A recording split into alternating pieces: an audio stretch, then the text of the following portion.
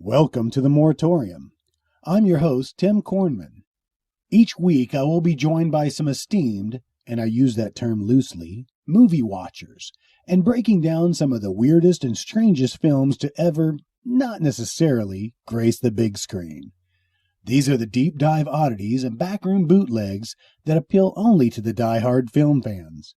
So sit back and enjoy the ride into the dark vault of the movie Moratorium.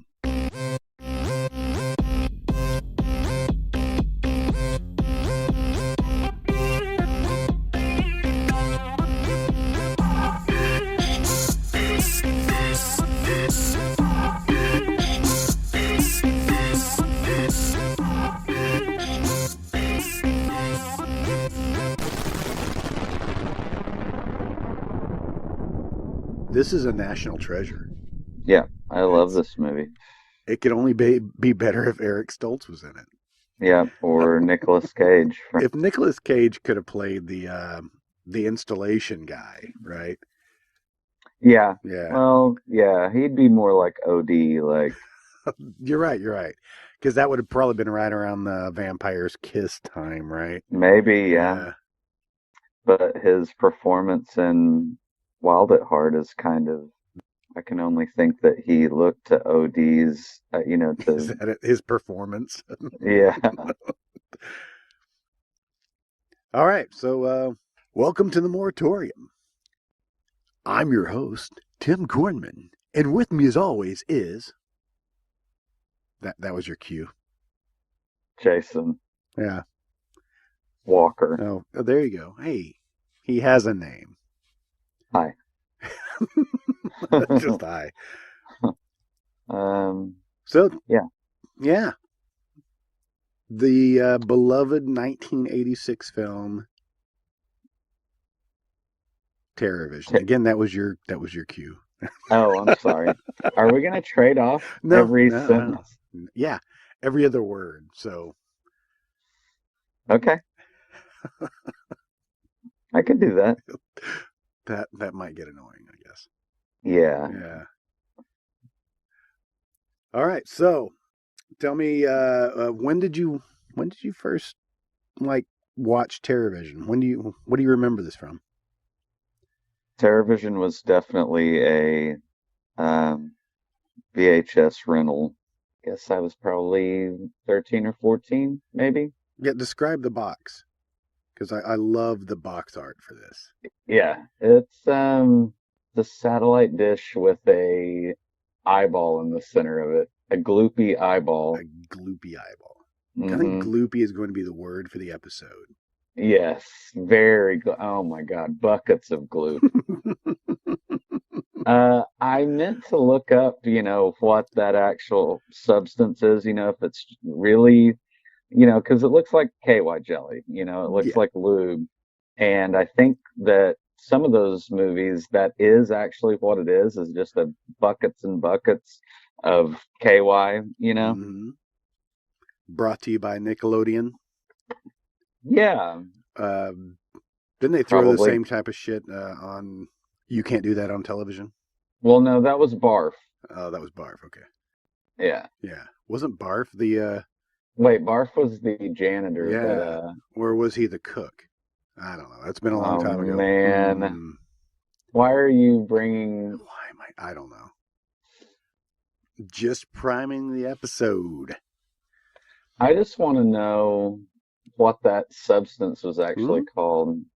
We'll do some research and cover it. Okay, I've got it kind of playing in the background. Oh, you're already playing the movie? No, you can't do that on television. Oh, great. Because you had it. You already had it queued up. Yeah. Well, you just happened to be watching it. Yeah. Yeah, it was in my browsing history.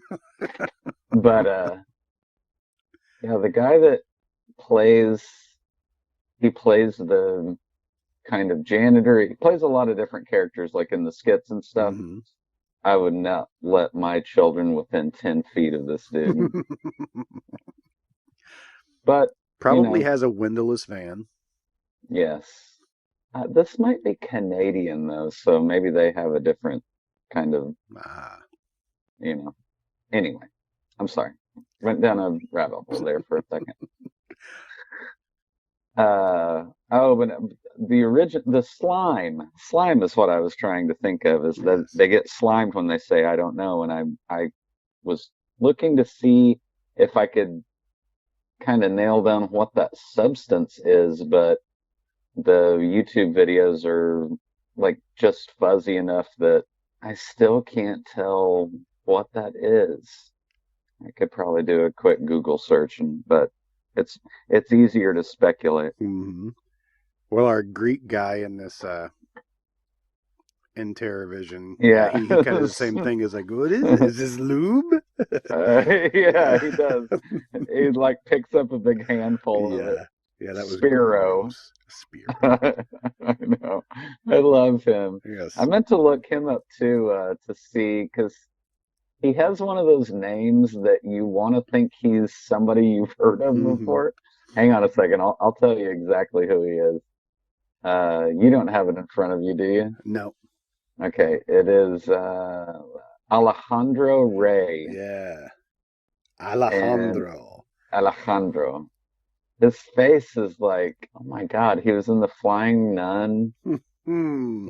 He was in Moscow on the Hudson. What did I say? Moscow on the, I think I said Muskrats. Muskrats on the Hudson. Muskrats on Kate Hudson. Yes, that was a great film. I just learned today that Kate Hudson, I didn't really understand why. I knew that she was Kurt Russell and Goldie Hawn's daughter, but Hmm. she's actually the daughter of she's not Kurt Actually, Kurt Russell's. Yeah, Russell's, yeah, she was married to she was married to Black Chris Crow. Robinson. Yeah, Black Yeah, Cruise. and now I think she's married to I don't know, Japanese guy. Mm. I don't know. So yes, Alejandro was born in Buenos Aires, Yes, Argentina. I'm looking at him right now in The Flying Nun. Yeah, I see him Uh, right next to really young Sally Field. I see him in a weird pose punching fight, pose boxing fight with Elvis.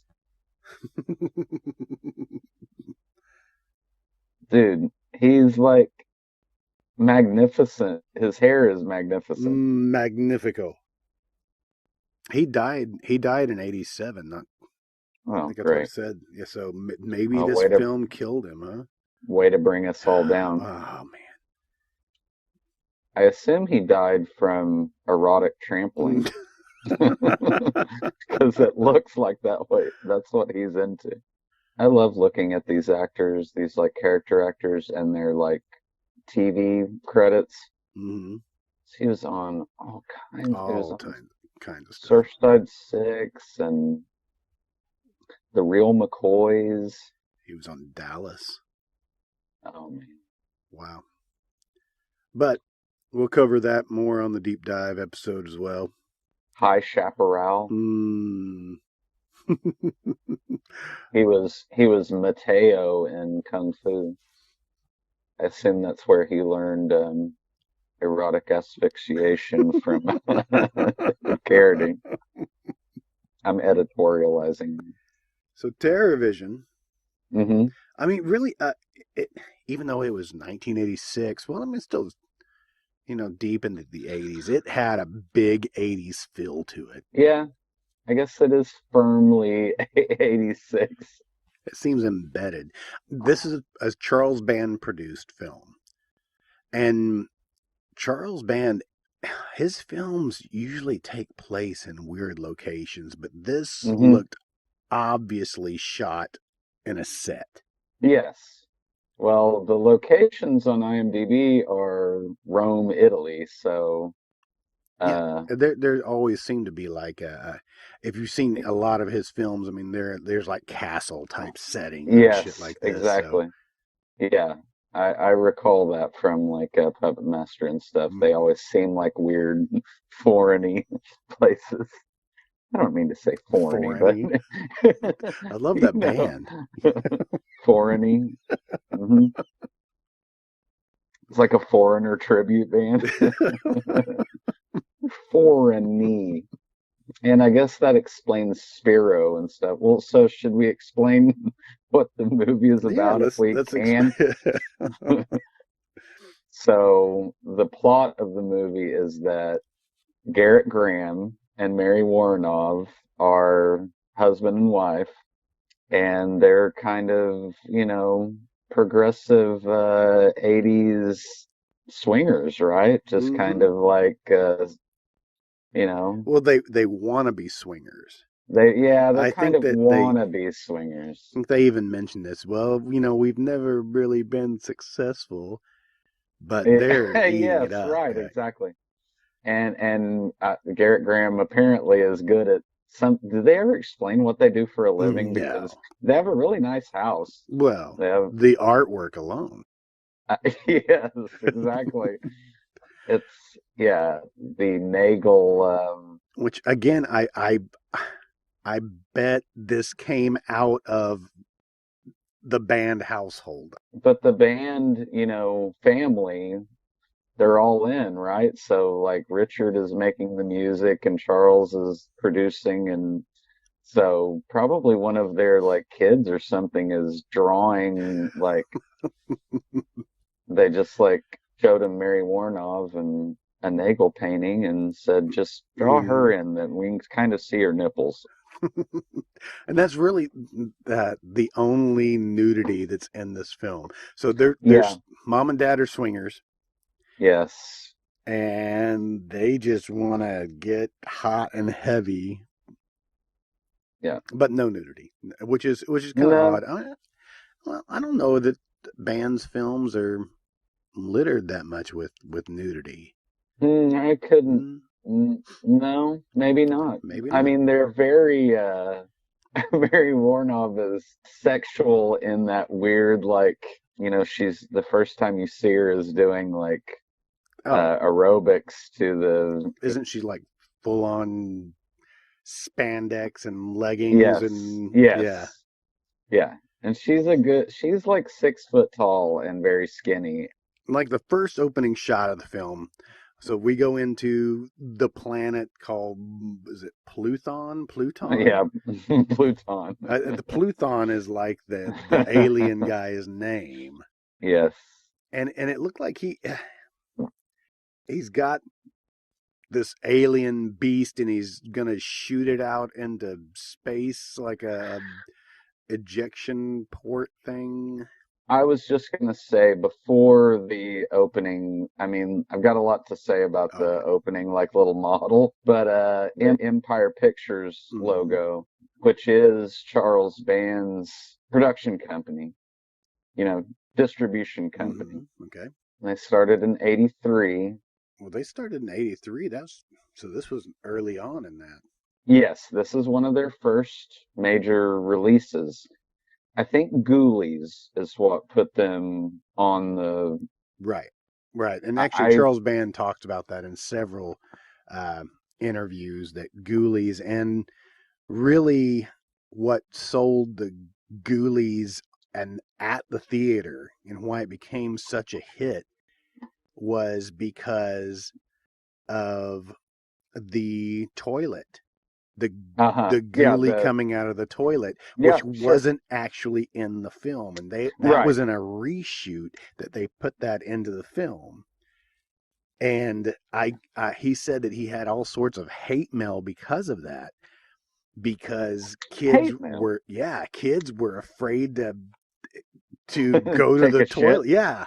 So any kids that were Oh my gosh. going through potty training, which shouldn't have been watching Ghoulies to begin with, he knew he had a hit when he started getting this hate mail like Right. constantly with Ghoulies. Yeah, I went.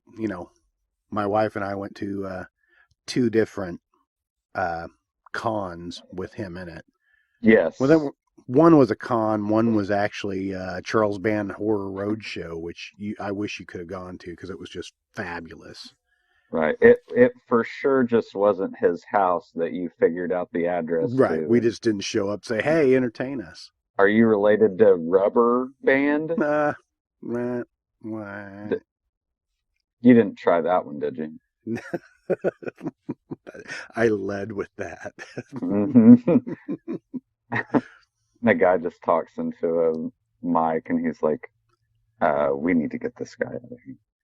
So anyway, all I wanted to say was that all of these, first movies that his production company did, Empire International Pictures, I love all of them. Like he did Reanimator and From Beyond, Stuart Hmm. Gordon, my all-time favorite horror movies. Yeah, From Beyond, I need to see again. I thought about saving that for this.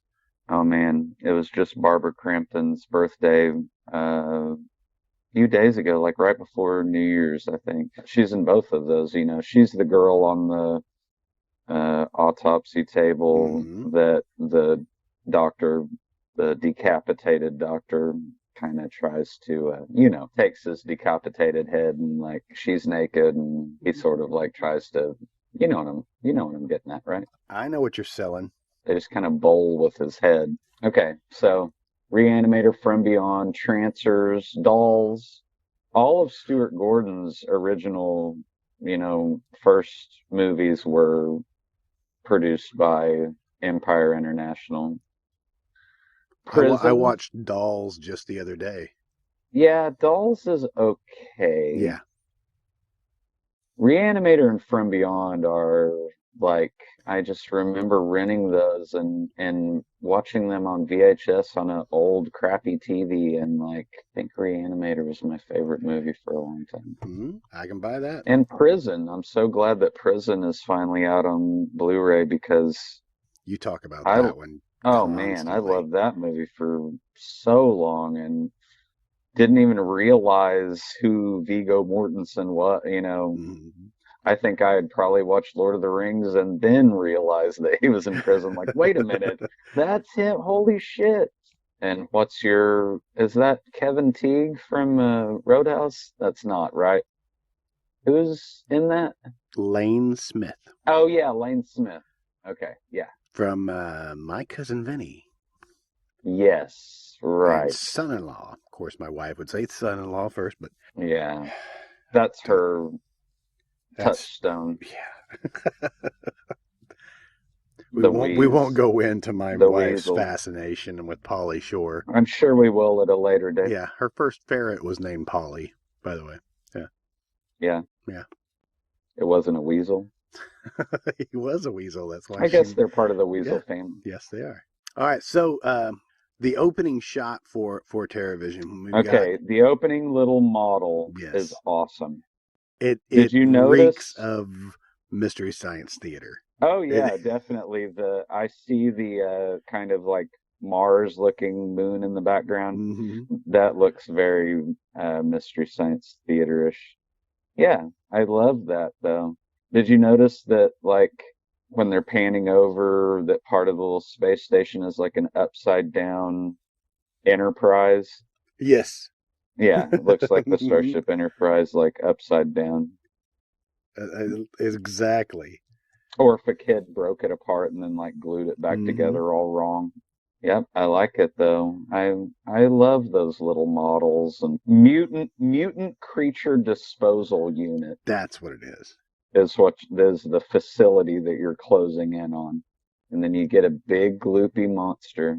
Big Gloopy, which really sold it short on that first shot. It was gloopy, but you don't understand how big this monster is until later in the film. Watching the opening scene, that is more like the production value of that opening of when he is sending the monster. Hmm. That's some pretty good.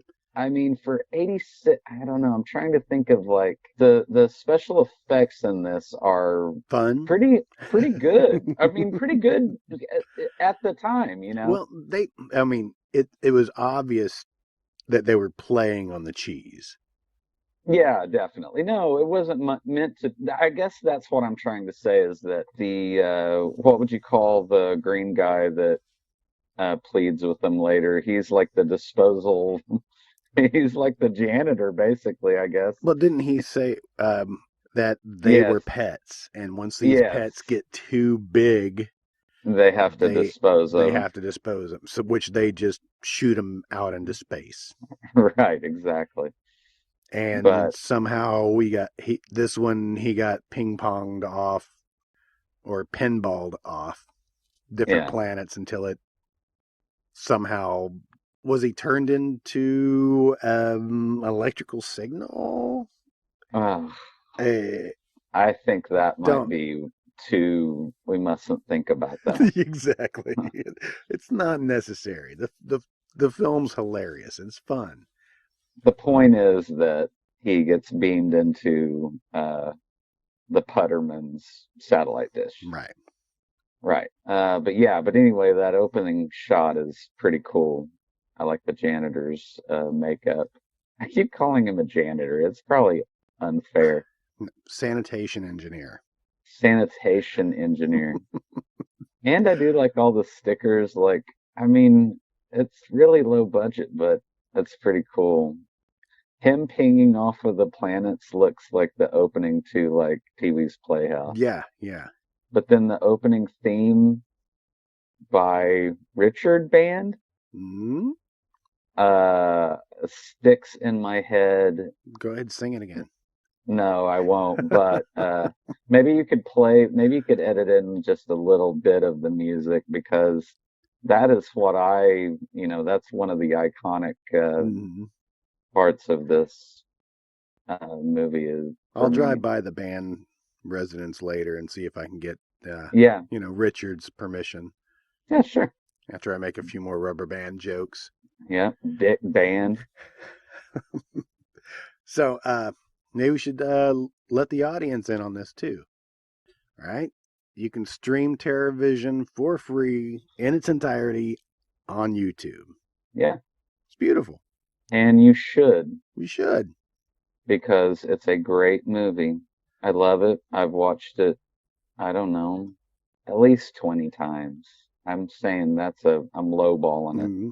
And Diane Franklin is in it, the girl from Better Off Dead, the cute language lessons neighbor. I think we should say that the movie is directed by, are we settling on Niccolo? Ted Sure. Niccolo? Sounds good.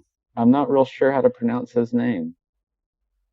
That's all right. But We're going to get everybody. Please send all your hate mail to. Can you hashtag this? yeah, hashtag Alejandro Ray. Just send it to Alejandro Ray at gmail.com. Think he's probably passed on. Yes, we already said that. Okay, shit. Yeah. Yes. Okay, shit, fuck. So anyway, I was just going to say that what a crush I had on Diane Franklin, and man, she's so cute in Better Off Dead. But I was looking at all of these other As the World Turns, Finder of Lost Loves, Dallas. She is nude in The Last American Virgin. Yes. And Amityville too. Mm-hmm. I'm pretty sure she has a nude scene in that too. I could be wrong. It may have been a body double. I haven't seen it in a long time, but isn't she kind of I don't want to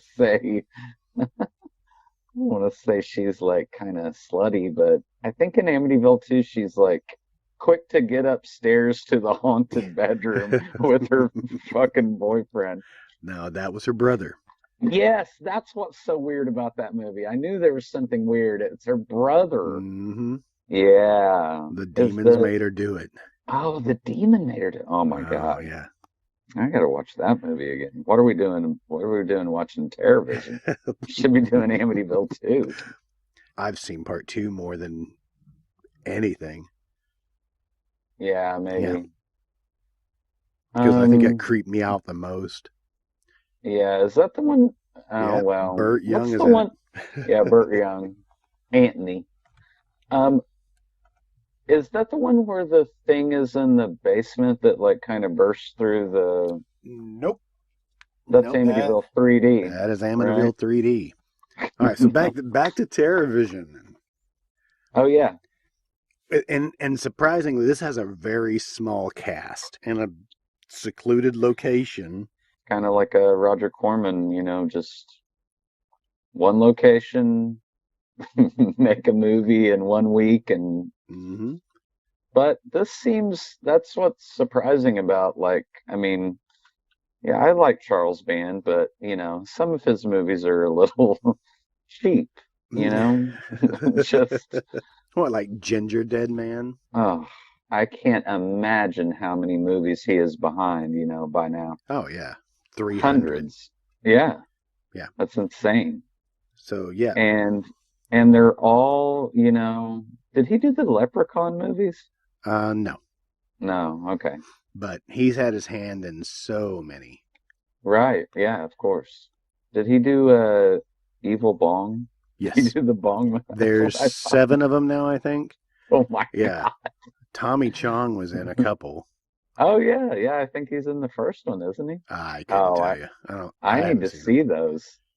That's We insane. could I can't. spend years just covering the band films. Yeah, right.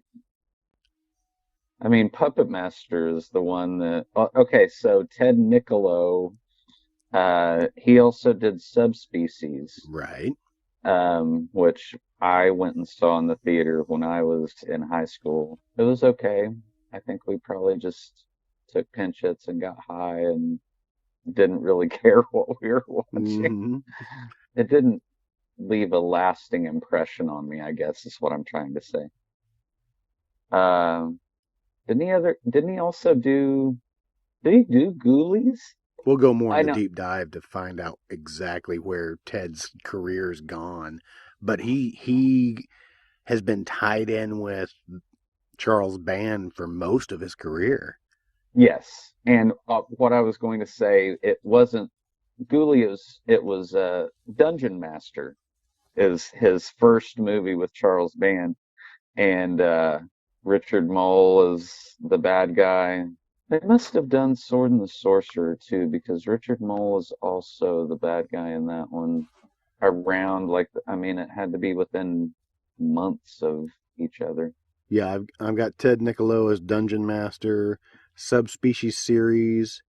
Subspecies 5 is in production right now. Puppet Master versus Demonic Toys, and Charles Band has 305 credits as a producer. Jesus Christ. If I ever started a metal band, which I'll have to learn how to play like metal guitar and or any other instrument and then start one, I'm going to name it Puppet Master versus Demonic Toys, semicolon, the Revenge. Okay. Semicolon, colon, There we go. 666. I don't know what I was looking at on IMDb, but something linked me back to Cellar Dweller. Have you ever Hmm. seen Cellar Dweller? Yes. Yes, I think we have that. We have that on DVD. I I think this must have been when I had a subscription to Fangoria, because I remember being so like knowing that that was going to come out, and it ended up being just like kind of a trashy horror movie. You know, my wife, when she heard we were doing TerrorVision, she made me watch it with her. Hmm. When I was preparing for this, I watched it once on my own and once with her, Hmm. just because she has a huge fascination with Charles Band films. Yeah, right. Uh, Big time Puppet Yeah. Master fan. I mean, she collected I don't know how many action figures. Well, this movie kind of stands out to me because, and I didn't look very deep into it. I don't know who did the special effects, but they really elevate this movie. They really went all out. Mm. TV monster and special effects makeup by John Carl Buechler and Yeah, MMI Inc. yeah. Buechler. Sure. I don't know how to pronounce his name, but Yeah. yes, his name has come up before. But I love the monster effects in this movie. Yeah, they must have had just like buckets of gloop Oh, and but from that very opening shot of him like disposing of the thing, that's badass, you know? That's good, just practical foam latex hmm. effects, you know? I love it. And he looks really cool, the alien, you know. I also wanted to bring up that Albert Band is Hmm. credited with producing as well. So Albert was Charles Band and Richard Band's father, Oh, gotcha. and he did movies. Yeah, he doesn't have a huge list of credits, but you know he got started early on and started making his own films. But I think he jumped on and was responsible for this weird production. Yeah. Anyway, all right. So here I'm focusing in on Mary Warnoff right now. She is full spandex. Hmm. No, she does not have leg warmers, but she's wearing high heels. I didn't While she's working out, she is laying on the doing leg lifts did not notice that. and she has high heels on. Did you notice that there's a bunch of like horns and stuff, like trumpet and like I don't know, there's like different like jazz instruments like on the entertainment center. That was kind of weird. Hmm. So this is kind of I think this movie also plays on in the 80s where everybody was getting satellite dishes for the Right. big, you know, this is before cable was really taking over. Yeah. I think oh, back in the 80s, I remember our corded television, our TV controller. Yeah. Yeah. Yeah. You just click buttons on it and it's really loud. But yeah, I remember like the era of like, you know, getting descramblers and stuff Hmm. so that you could get cable. It was so weird back in the 80s where there were like, you know, it seemed like you could pick up signals from all over the world and, you know, see naked people from all over the world Hmm. in different like fuzzy resolutions. I think it's weird that when you see, so Garrett Graham is hooking up his satellite dish Right. in the With backyard the with the sales installation. guy Yeah, with the salesman who or whatever who who's is drinking his beer. who's just drinking heinies. Hmm. But I think it's weird that everything's projected like behind him. Yeah. It's really strange. Like they're in a set, but it's kind of cool looking. I think the whole thing is shot on a set. Yeah, I mean, yeah, it's yeah. the entire thing. Right. Because now so enters Diane Franklin. She's Hmm. upset. No, she's the perfect example of an 80s chick A punk rock chick. who's into punk rock and MTV. Yeah, Yeah, yeah. She's a punk rock girl. yeah. She's very cute. So she bounces in. They complain about the television reception, but then Grandpa shows up. Was there a knock on the door or whatever? But she goes to let Grandpa in, who is just, he's awesome. He's an awesome character. Bert Remsen, is that Yeah. his name? Yes. He's had a very prolific career Has he really? Am I not? in film. Yeah, 195 credits. What? Yeah, he's been all over the place. He was in Humanoids from the Deep, the TV Are version. you Yeah, freaking he was kidding in me? Dick Tracy with Mary Warnoff. Why in the world is there a Humanoids from the Deep TV movie? Exactly. They're like, let's take this disgusting fish rape movie Hmm. and put it on primetime TV. We would like to cover Humanoids from the Deep at some point. Yeah, sure. And something that needs to be talked about more. Why does Grandpa have like toy jets?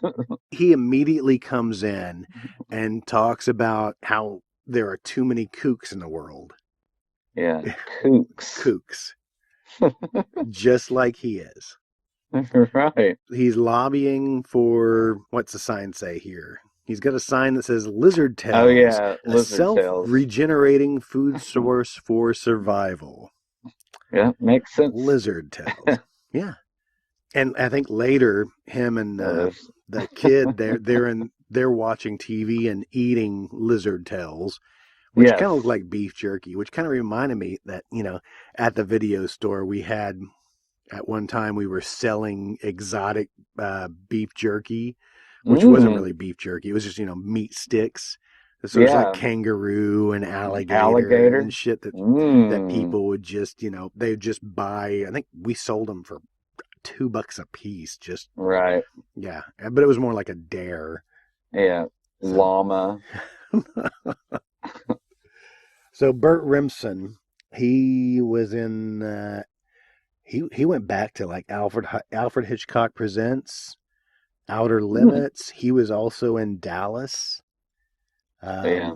He was in Mm. Sundowner, Vampire in Retreat. I don't know what that You is. know what Sundown is? A Vampire in Retreat. It has M. Emmett Walsh in it. How many more M. Emmett Walsh films do we need to Oh, cover? vampire. All of And them. how many Emmett Walsh vampire movies can he cover? Oh, yeah. Okay. Yeah. Right. Holy crap. I did not know that that was him. Oh So my God. actually, a lot of these characters, a lot of these actors in this film have connections back to each other. They work with each other again. It's like the same pool of character actors. Yeah. Grandpa and John Voight have definitely gotten drunk and gotten prostitutes together before. For sure.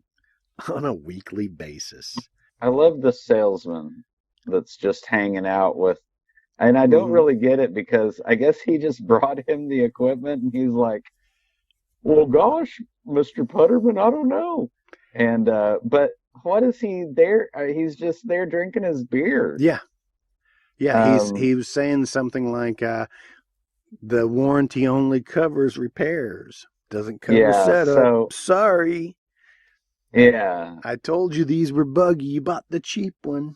right.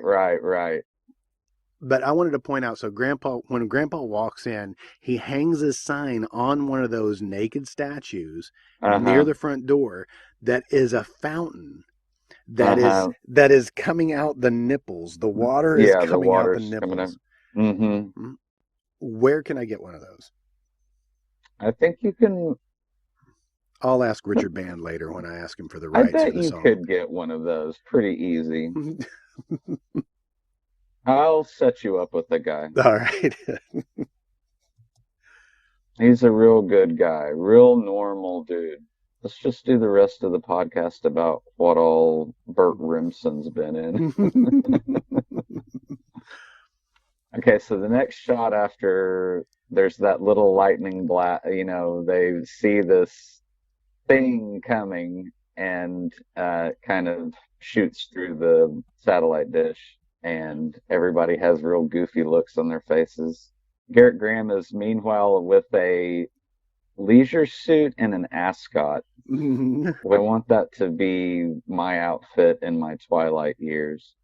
When the repair guy was out Hmm. there with Mr. Putterman, he's kind of smarmy, kind of looks back at Mary Warnoff doing her Oh exercises yeah, like, you can oh see her. yeah. Mm. Hey, Mr. Putterman, your 6'2" wife is pretty stringy today. I can see every contour of her lady parts. And he has his tie tucked into his pants. It's a And huge tie. his tie at the base is conservatively like 6 inches wide. Yes, easy. Okay, so the next shot is like my favorite shot, which I have it paused on right now, which is the dad finally firing up the satellite for the first time. So is his name Stan Putterman? Is that it? Uh, I was I just was wondering gonna, because he has an S, a monogrammed S on his pocket. yeah, he does. There we go. He's beating on the satellite dish with a hammer because that's going to make it work. Oh my God. Just to go back just for a second, Sundown, the Vampire in Retreat. Mm-hmm. I can't believe that you brought that up. Oh, I've got it here in my notes. Oh, why? Just because the grandpa was in it? Yeah. And to bring up M.M. Walsh. Bruce Campbell is in that as Van Yes. Helsing. Yes, he is. Oh, Lord. Yeah, there's all sorts of connections to be made from that film. Okay. I'm sorry. I just had to digress for a moment. So the first time we get the satellite to work, we're watching wrestling. Well, a samurai movie first, uh, then wrestling, then immediately a what looks to be like group sex. Mm. But he's got this huge console. Look at that Oh, picture. Yeah. yeah, on their like 19-inch. If it's that big. Yeah, Sony Trinitron. not even that, I don't Mm-hmm. think. But it's Wasp is what they Mm-hmm. finally settle on, which I think is the shirt that OD is wearing here in a Mm-hmm. minute. That is correct. So the sex scene, what you'd think would have given them an R rating for this, but yeah, the sex channel that they got onto was just a lot of arms and legs and skin. Yeah, It you was couldn't really there's more sex going on in the artwork behind them, yeah, more nudity. So we've got the we didn't mention the kid. yes. So the son, Hmm. Chad Allen, who plays Sherman. Okay, Right. he's the young kid in here who's like buddy with Grandpa, right? Hmm. He was in Wonder Years. I think he was just Oh, in yeah, one episode, maybe. He was also in an episode of Punky Brewster, of but course. he voiced Charlie Brown in 2 cartoons. What? Yeah, I just Are you thought that was interesting. are you pulling my leg? Nope. He was in Simon and Simon. Mm, No, wait a minute. Am I looking at the wrong? I think I'm. No, I don't think so. he's in Simon and Simon. He was in Airwolf. And he's still doing stuff. He's just a little. He's about your age. Yeah, Really? think so. I like him in this movie. So they're flipping through channels in the satellite, Uh-huh. and they come across Medusa, Uh-huh. right? Medusa's Midnight Horror-thon. Which is a local show. Yeah. It's Just like a Svengoolie type like late night horror show, yeah. So which is everything that I ever want in the world. yeah, there's a bowling trophy as Bowling well as trophy, a trumpet. a trumpet, but no, that's a bugle because it only has Oh one yeah, it's only plunger. has. Yeah. Oh, okay. Well, excuse me. I'm sorry. Whoa. Hey, I don't want to piss off the big trumpet, you know. You know, There's the big big trumpet tobacco, lobby. big oil, and big trumpet. Who do you think sells all those trumpets to, you know what I mean? This could go all the way to the top. Good. All right. So local television show icon Medusa. Yes. Do you have any idea what movie that she's showing on here? Or is it just something made up? It's probably Um, another Charles Band film. Maybe I would have to watch it again. No, I think it's I think it's older than that. I think it's I'd have to see it, but she's kind of an Elvira, you Mm-hmm. know. Very much so. Boobs kind of pushed up Yes, into the very chest. Yeah, very present. busty. Yes, she's very good looking. The Which name is, you would think that her career didn't go very far. no, it She has didn't. not been in anything. I watched her on, her name's Jennifer Richards, and I watched her on Johnny Carson. It was kind of to promote something. I think she was in a play with Sally Kellerman. Just Uh, just I don't know why I would know that, but I think she was in a play with Sally Kellerman and Linda Blair, Interesting. called Women Behind Bars, I think. Okay, yeah, that sounds familiar. But she's one of those, except for this movie, she's so fucking great in this movie. In other things, she has a real, like, kind of baby doll kind of sing-song voice, you know? Okay. Kind of a, like, breathy, like, Marilyn Monroe voice. And when she's on Johnny Carson, you know, it's back in the fucking late 70s, early 80s when they're still smoking and Mm-hmm. the only reason that she comes on is because she's got like cleavage down to, you know, Mm-hmm. she just Go has on. huge boobs. Eddie Murphy is on that episode too, by the way. You ought to watch that. It's on YouTube. And she comes on and is just kind of dingy, but then also drops the fact that she graduated like magna cum laude from whatever school she went to, Wow. and I don't know. Plus, I watched that really late last night. Anyway, I love her in this movie. I love the fact that they're watching her on TV and then they actually see her, you Mm-hmm. know, in real life later. Because they invite her back to the Yeah, house for a party. yeah. Right. But Jennifer Richards, so she has been a lot of TV credits. Hmm. She was in Star Trek, Next Generation. Oh, okay. Alice. Damn, she was in Alice. She was in Alice. She was in Mama's Family, Hill Oh my Street goodness. Blues, and Night Court. Yeah. So making the 80s TV rounds. Wow. Can you imagine when Dan saw her for the first time? His boner probably fucking ripped through his pants. Yeah, Too Close for Comfort.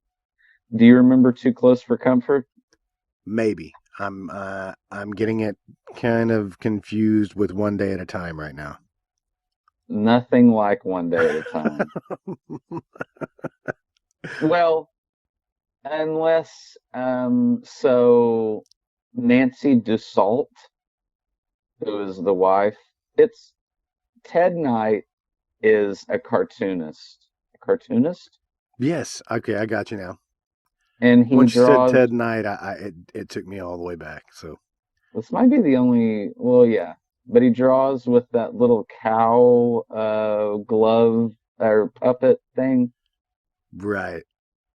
Do you know what I'm Wow. talking about? Kinda.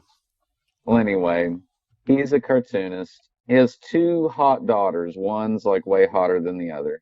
Jim J. Bullock is in it. I mean, it's just a Mm. classic 80s. What happened to him? Uh, I don't know. I was gonna say something that was gonna be really bad. Go ahead. Um, That's what editing's for. Let me set you up. Wonder where he is now. I bet he's living a fulfilling Christian life.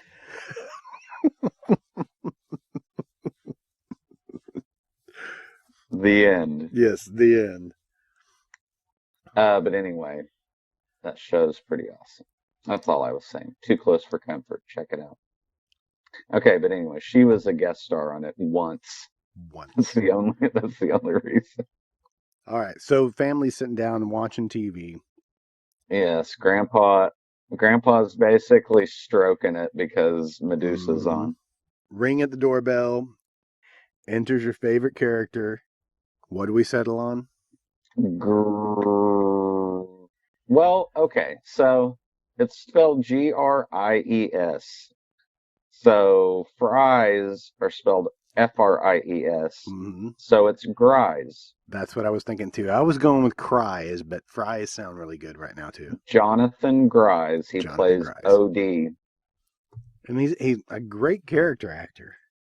Yeah, He's got fucking awesome. a ton of credits. Yeah. I think the first thing that I distinctly remember watching him in was, well, Real Genius, I guess. He's Laszlo Holyfeld in Real Genius. Right. But he has 144 credits on IMDb. Damn, dude. Yeah. He was Uncle Rico on Napoleon Dynamite. Right. He was in Fright Night 2. Didn't remember him in that. Really? He's the werewolf. I remember when He is in they- Monster Squad. Yes. as Wolfman. Yes. And one of our personal favorites, Running Scared. Oh, Yeah. He was like Tony, I think was his name. Tony. Oh, see, I don't even remember that. Yeah, he was their replacements that they were supposed to be Oh, yes, training. that they Yeah. hand the pizza to when they leave the. Wait a minute. Yes. Well, now I'm getting it confused with stakeout. Okay, let's not Let's let's not do not that. let's not go down that. No. But he was also in 54 episodes of Martin. Martin? Martin. And Wow, I don't know who he was in that. 82 episodes of The Pretender. Yes, I knew he was in that, which I don't know that I've ever watched an episode, I have not. but yes, I was aware that he was in it. But in looking through more IMDb, The Pretender comes up a lot. So I guess they had the same handful of actors that just made their rounds on television. All these character actors. Yeah. Yeah. No, that's great. I love him. I love everything that he is in, you're instantly like, he's a presence. He was in all 3 Taken films. Interesting. Well, it was like Liam Neeson's go-to crew. Mm-hmm. You know, there was Jeannie Triplehorn's husband was one of them. But yeah, I think that there were like 3 other guys that helped him out, you know, just doing minimal parts in the film. So Well, I think he was also on Lost, wasn't he? Oh no, I think you're right. He was a dad. He was Yeah, somebody's dad. Yeah. Which I think I read that he was actually 3 years younger than the guy he was playing the dad for. Right. Yeah, something weird like that. So OD. Yeah. OD's a punk rocker. Hardcore. Wasp shirt, leather vest, all sorts of studs, metal studs. At one time, doesn't he play? Yeah, he plays a tape of his band. Yeah. Yeah, you wanted to be him, didn't you? Yeah, kind of. But there's like a record scratch moment when he like comes in the front door and everybody just kind of stares him down. And then he's really polite and like, compliments the mom and Garrett Graham shakes his hand and looks at the Yeah. many rings on his fingers. His pinky, his fingernails painted black, but he's all right. Yeah. No, he's just a goofy dude. Yeah, he's just kind of a goofy dude. But everybody in this film is goofy. I mean, my favorite characters are, of course, Grandpa and the little boy, What's the kid's name? Sherman. Yeah. I'm looking at him right now giving OD this face like he's gonna shoot him. Holding that toy gun. Yes. I love that look. I think that Jonathan Grise is the main guy's dad in Lost. So let's go back to a couple of credits here, right? We didn't cover Garrett Graham. Oh yeah. Garrett Graham, 124 credits. Right. He was also in Chopping Mall. Yes. As was Mary Woronov and Paul Bartel. Yeah, Mary Woronov was also in Night of the Comet. Yes. You love that. Garrett Graham was in Cannonball. I have a star written by his name because somebody else was in Cannonball. I have never heard of that. It's not Cannonball Run. It's just Cannonball. Right. He was in Chud 2 and Child's Play 2. He's Bud the Chud, right? Bud the Chud. Yeah. And Used Cars with Kurt Russell. Right. And Jack Warden. Is that who that is? Yeah. Yes, Yeah. it is. I get Martin Balsam and Jack Warden mixed up. I like used cars. I remember Yeah, watching it it's a when I was great movie. young, but I watched it just in the last year and still enjoyed it. So Yeah. Do you know that Kurt Russell and Goldie Hawn were never married? right. I don't think I realized that. I learned that today. I guess And I just assumed that they were, but I got to tell you, I did watch the Christmas Chronicles just because you told oh me my to. God, so So for awesome. Christmas, I sat down and watched that with Piper. Oh, it's a Christmas tradition now. Mm, I love it. It kind of like perfectly hits all the you can have it playing in the background and nobody gets irritated by it, and yeah, it was fun. it's kind of an action movie. What were we talking about? TerrorVision. Shopping mall? Oh, okay, right. So John Grise is hanging out with Grandpa and Sherman, Mm-hmm. Kind of like playing air guitar. kind of playing air guitar when they're eating their lizard tails, Yeah, which Grandpa just happens to have his own freaking flyers that is handing out about lizard yes, tails, how to cook them, yes. how to eat them. We haven't seen any lizards No, to but this point. they're munching on these. Yeah, but I got it paused on a certain frame. Grandpa is wearing some fucking badass zip up. What do you call those? Like chukkas, like kind of boots, like those like Beatles boots, kind of. They just like zip up the side, I see and them. oh man, I would kill to have some of those. They look great. His outfit's pretty great.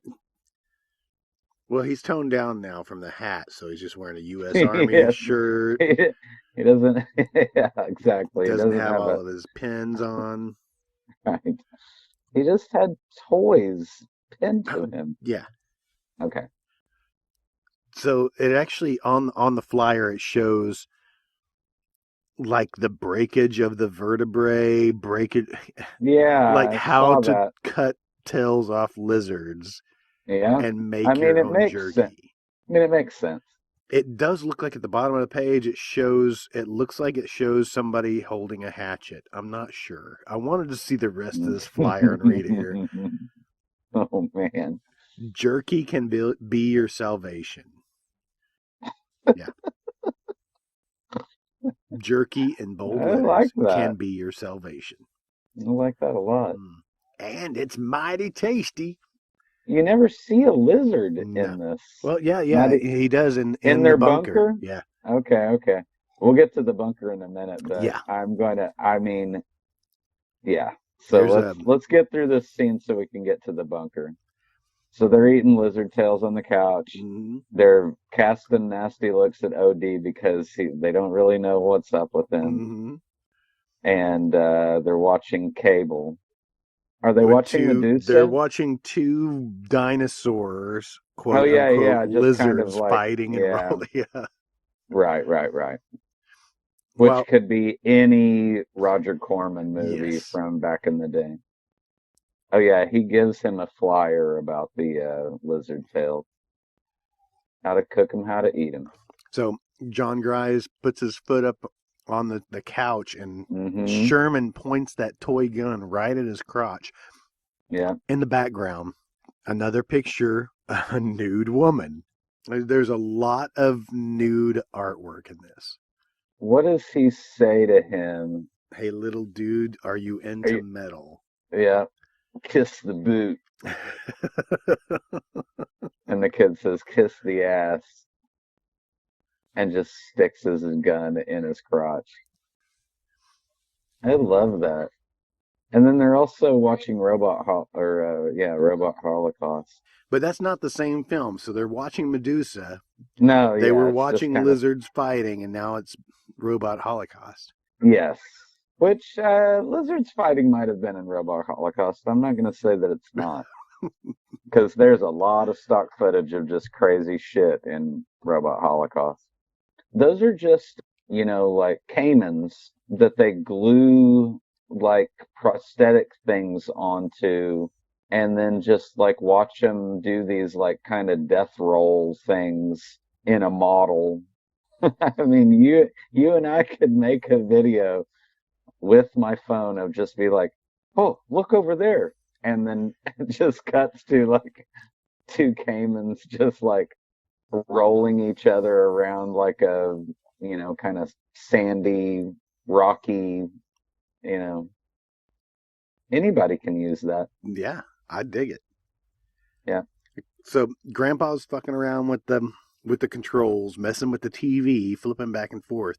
Then we finally get a shot of our monster and its gloopiness.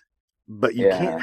This monster is so strange because it has an arm that comes out with an eyeball on the end of it. Yes.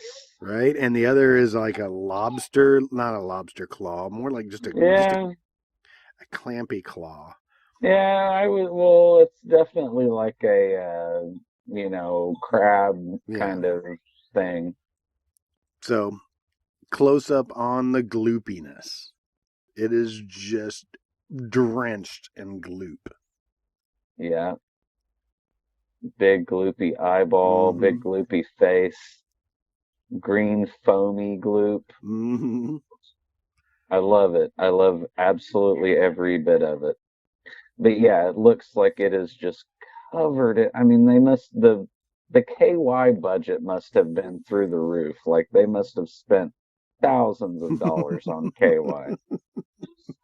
But do you know, is that what that is? Like even in like Aliens and stuff where that stuff is just dripping on. Is it just like KY? It's just petroleum products? I don't see why it couldn't be. The best shot of the film right here.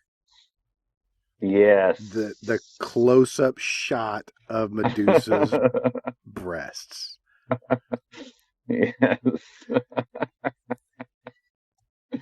Oh. Yeah, so Grampy's asleep and Sherman. They're both asleep when the monster comes back on. And yes. I wouldn't mind having a screensaver of just the monster's eye just popping up on my computer screen.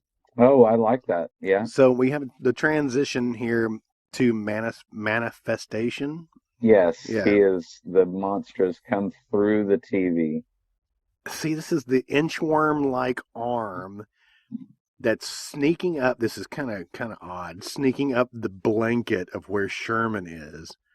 Yeah. But it's not really an arm, it's an eye. Yeah. Right? It's just... Well, I think it shows the crab arm is on Grandpa and the eyeball is on Sherman. And then they take evasive maneuvers and jump over the couch. In which it sucks back into the television screen, just like that. So can the monster control... I don't think it went back into the TV.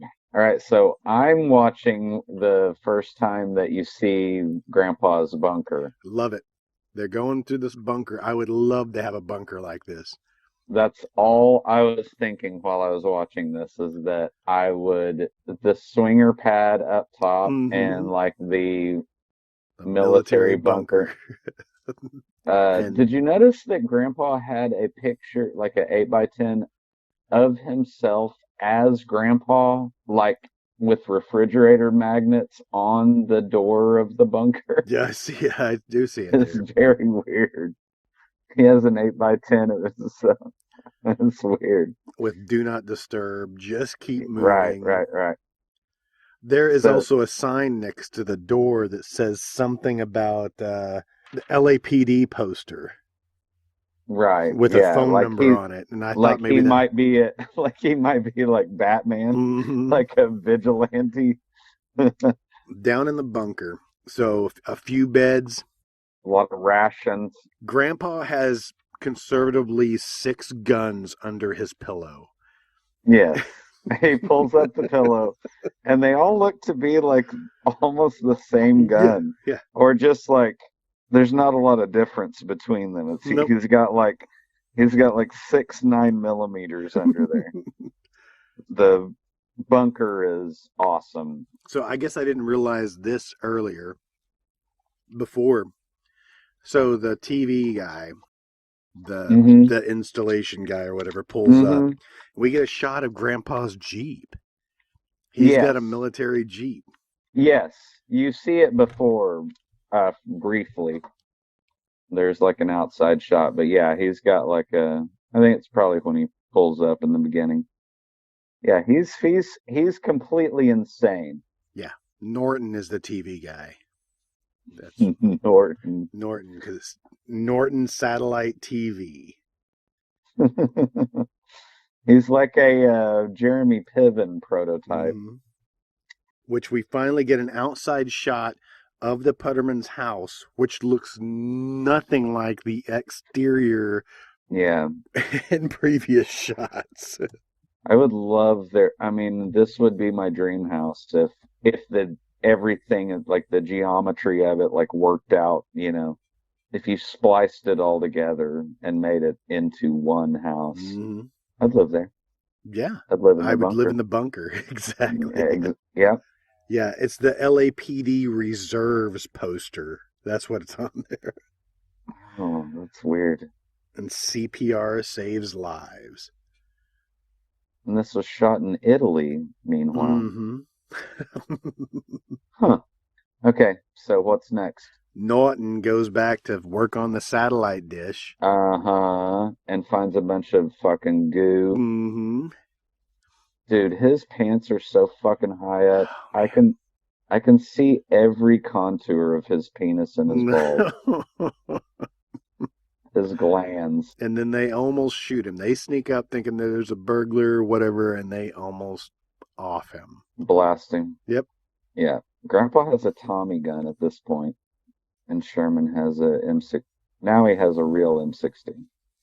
I love that set look, like the starry night kind of behind him, I just think that's so cool lots of looking. Blue and lots of plants. Yeah, that's kind of a Tim Burton feel to this movie. So there we go. Maybe the TV has to be on before the monster can come through the screen. Oh, okay. Oh, there he is. Okay, so now Grandpa and Sherman enter into another room of the house that we haven't seen yet. And there is bondage pictures all over the wall. Yeah. There's a woman. Yeah, being like erotically trampled. She's being whipped by 2 other women. Yes. Very provocatively. Yes. And that's the main thing that you see right at the very beginning of the shot. You're meant to see that. So is this supposed to be Mary Warnoff and Garrett Graham's bedroom? Well, yes, for sure. Yeah, because they're swingers. They're pleasure den. Right. I mean, this house is badass. Yeah, it's huge. It's huge. There's many rooms and many, like, dirty sculptures and different paintings. I feel like the paintings in this movie were like some Italian guy on the street, and they were like, okay, just paint Mary Warnoff with her ass up in the air or something. And so Grandpa leaves Sherman behind to take a shot of scotch. Yeah, but notice he was limping before, but now he's like really milking this limp. Yeah, like he has an old. Is it just a artistic? Do you have a rock in his shoe or something? It was just his artistic choice to give a little background that Grandpa may have seen some action in the war. Yep. Got some shrapnel. Or maybe he was just, like his character, drinking during the entire thing and stumbled around a little bit towards the end of filming. So Sherman's here in the foyer, maybe looking at these statues. Yeah. And even he just looks kind of freaked out because he's like, why is there water squirting out of those tits? Why? Why would my mom show me this? I'm just a small child. Why does my dad wear an ascot all the time? Okay, a couple of things. I mean, Grandpa's an alcoholic. Oh, He's yeah. shaking when he's putting that bourbon into that thing. While there's another picture of a lopsided booby chick Oh, in leather. yes, lopsided booby chicken leather. Yep. I think that's what it's called, actually. I looked it up. Yes. What I was gonna say is there's a weird shot of what'd you say the satellite salesman was? Norton. Norton. Norton. There's a shot of him working on that weird, like, On the gloopy mess. yeah, it looks like the satellite box, but it's like somebody left like a cabbage went bad in there or Mm-hmm. something. And the monster kind of like raises up behind him, but Mm-hmm. it's a really weird shot because it looks like kind of like Swamp Thing, Yes, it does. Yeah. like a man stands up behind him. Every other time you see the monster, it's like this big gloopy mess, like a big, mound of gloopy flesh. I keep saying gloopy, but that's really the only word that describes like the amount Mm. of KY that they ladle on to every bit of this. So gross. I'll agree with that. Gloopy is a good word for it. I can't Because think of Grandpa another one sees it that's back on the TV screen and it is just dripping, yeah, yeah, oozing gloopy.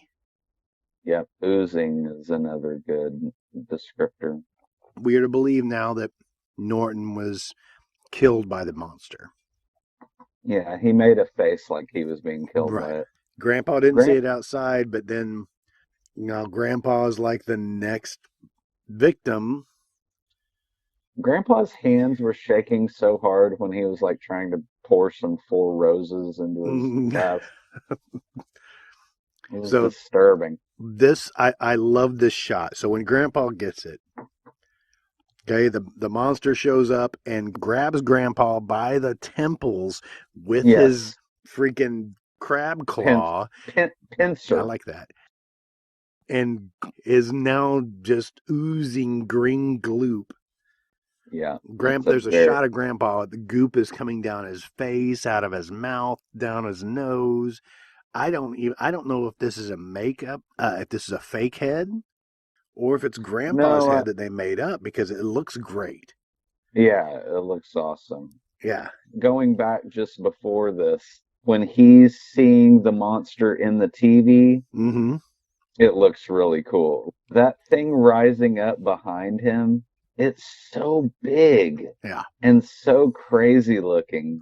So it picks Grandpa off the ground and Yeah. just liquefies him. Yeah. Right? It's squeezing his head. Grandpa's Yeah. just shaking. Yeah. Comes out of his shoes, but his head kind of folds over on himself. Yeah. So that's what I'm wondering. Was that just a makeup head? Yes, that was a fake head for sure. There was a transition there. Yeah. And there's a lot of nose hair. Mm. That is like, do you know the metal band Gwar? Yeah. This movie must be, a touchstone for them because that monster is like everything that Everything they believe in. hmm Mm. Sherman is using a phone in the bunker. I swear to God, we had that same phone when I was a kid. So the monster liquefies Grandpa. Yeah. And then his big tongue thing comes out Yeah. to suck up all the juice. Yeah. Kind of looks like And a flank steak. while it's eating Grandpa, sucking him up, I guess, his eyes are going crazy, like, oh, Yeah. this is just no. But it's barking too. It seems like the monster's Yes. always barking like a Yeah. dog. You're meant to believe that it's kind of like a pet, like a dog. It eats Grandpa and his clothes. Yes. Sherman sees the monster being sucked back in the TV. He's the only one that knows what's going on. Runs back to the bunker to go use your telephone. to call the police. And I kind of thought about this was almost a take on Chunk trying to call the police from the Goonies, and the cops just aren't believing him. Yeah. Yeah. Or from Gremlins, when Corey Feldman's trying to call the police, right? Yeah. There's so many TVs in this house. Yeah.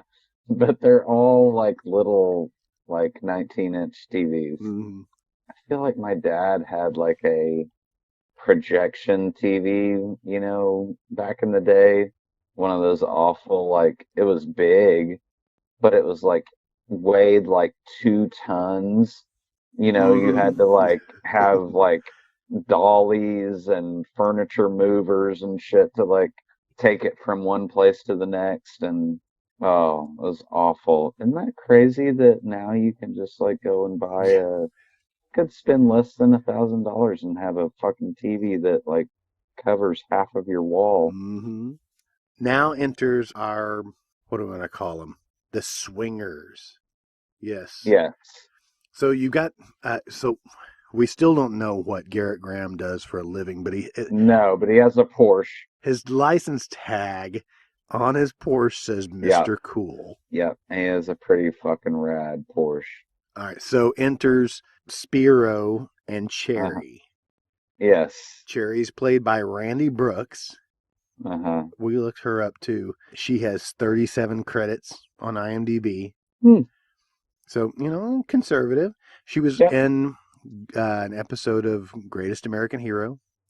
Oh, of course. Dukes of Hazzard, Who's the Boss, sure. Knight Rider, and Hardcastle and McCormick. Oh, my goodness. But she was also in Hamburger the Motion Picture. Yes, that's what I primarily know her from. Deal of the Century. Is that with Eddie Murphy? Deal of the Century, that was Chevy Chase, Sigourney Weaver, and Running Scared, Gregory Hines. What's the one with Eddie Murphy where he's in the tank? Ultimately, I don't know if it matters. No, probably doesn't. But she was also in where I know her from, The Man with Two Brains. I had to say it before you did. Yeah, you did. But hey, I get to edit it. Hey, look, I did it, and I'll do it again. And every time you say it from now on, I will try to say it before you do. Man with Two Brains. Yeah, she answers the door and her tits come out first. Yeah. And then you see her head. Exactly. And she has this squeaky, squeaky voice. Yeah. Yeah, Spiro and what's her name?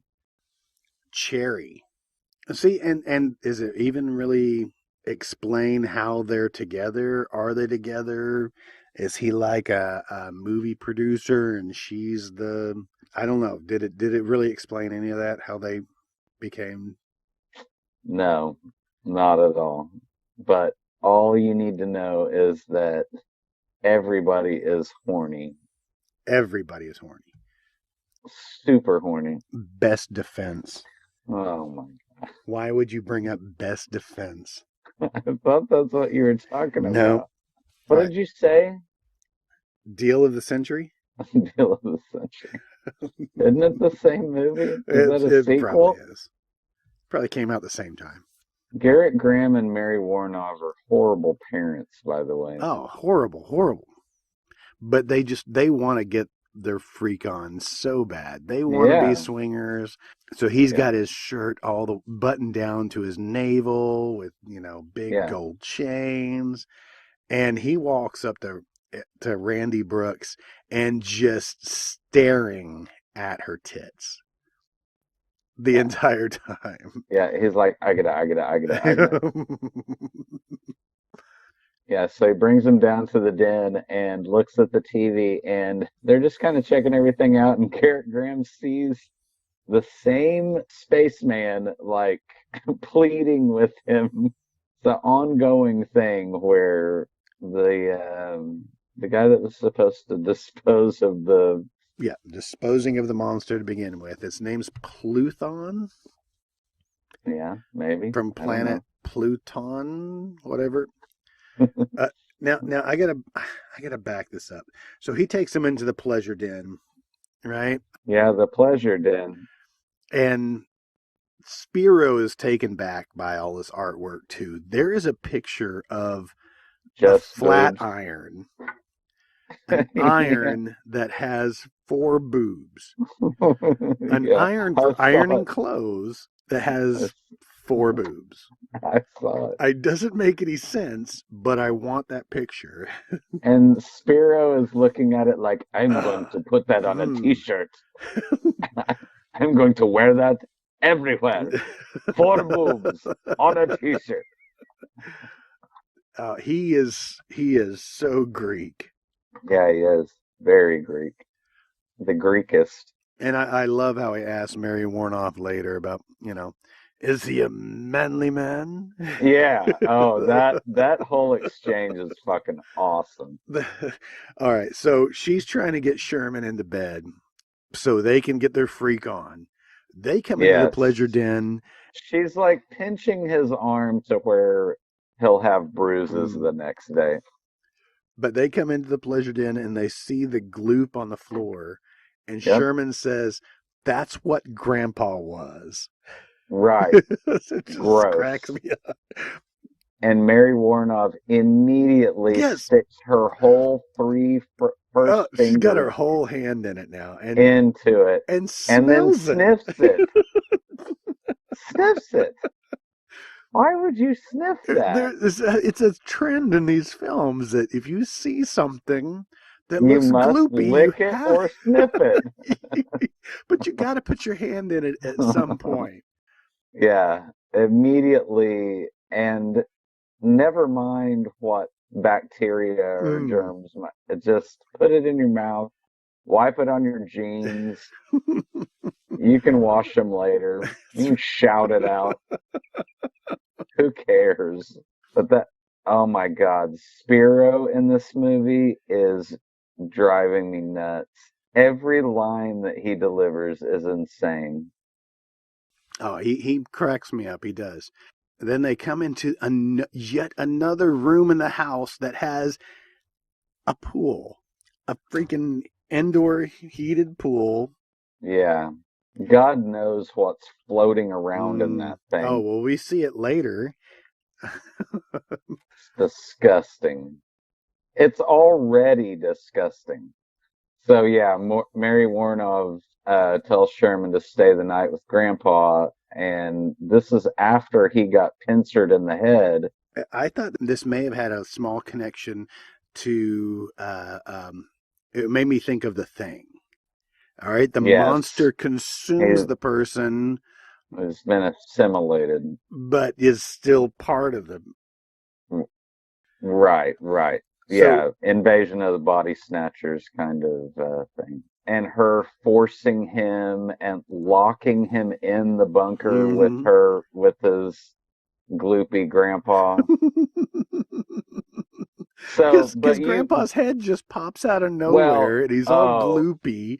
He's a part of the monster and just starts talking to him. Oh, hey, I'm all right. Everything's good down here. Yeah. So disturbing. And just dripping with gloop. Yes, so disturbing. Yeah. Everything's hunky-dory. Also, there's like a scene before that. I think there's a scene before. There's a cool animation where there's like red, yellow, and blue, like kind of lightning that shoots out of the TV when the monster like kind of... Yeah, when it's transitioning from... Yeah. Yes. And I think there was one of those in the bunker. Right. Because they've got a little TV down there. And I think the monster was in the bunker. Right. It showed... It started to come out and grab Sherman when he was on the phone. Yes. Earlier. Right. Yes. Exactly. And then Mary Warnoff kind of shoved him back in there.